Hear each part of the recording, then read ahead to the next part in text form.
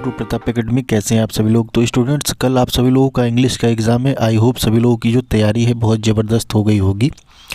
तो स्टूडेंट्स, आज के इस वीडियो में हम लोग बात करेंगे जो हम लोगों का रीडिंग स्किल्स होता है वो किसी एक दो रीडिंग स्किल के प्रीवियस ईयर को प्रैक्टिस कर लेंगे तो आपका वो तुरंत तैयार हो जाता है।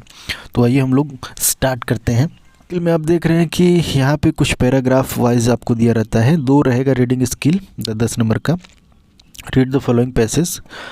Floods are not new to India and these subcontinents, but in recent years the problem of flooding has received much greater attention, perhaps largely because it has lead to greater damage now than it did in the past.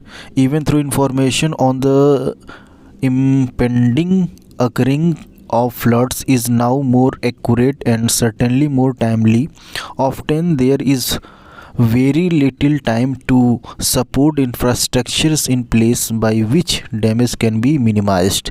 This is particularly true in the case of flash flood resulting from sudden and excessive heavy rain.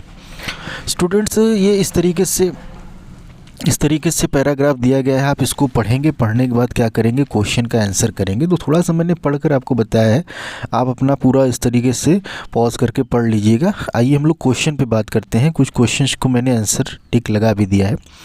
तो question 1 है, the problem of the flood has been considered more important recently because. तो 4 option दिया गया है। जो appropriate option होता है that will be the correct option. तो इसमें दिया गया flood have leads to much greater damage now than in the past. Floods are resulting in the increase relocations. Floods occur only during the monsoon season. तो इसमें आपका option 1 correct हो जाएगा। Second question पढ़ेंगे, specify the options that display what the writer project with the reference to the following statement. तो यहाँ पे आप देखेंगे तो आप मुझे पढ़ेंगे तो आपको ऑप्शन बी आपका करेक्ट हो जाएगा। एक्सपेक्युलेटिव हो जाएगा इसका आंसर।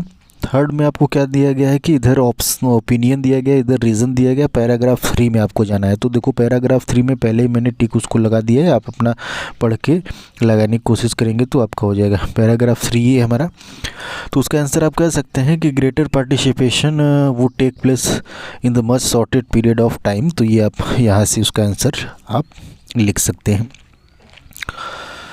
चौथे पर आते हैं। चौथा वाला देखिए दिया गया है, the writer claim that the flood forecasting.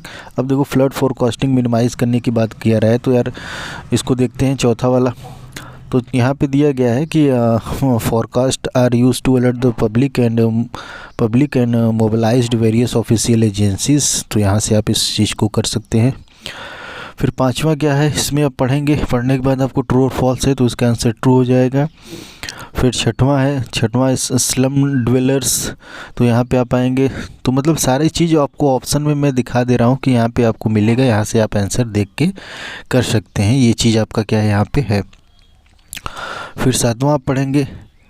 7वां में आपका फ्लैश फ्लड हो जाएगा जो कि शुरुआत में हम लोगों ने पढ़ा था। फिर 9वां पढ़ेंगे। फिर 10वां आप पढ़ेंगे which of the following statement are false. इसमें से कौन सा फॉल्स है। तो 1 और 2 दिया गया है तो इसमें से आप कर सकते हैं।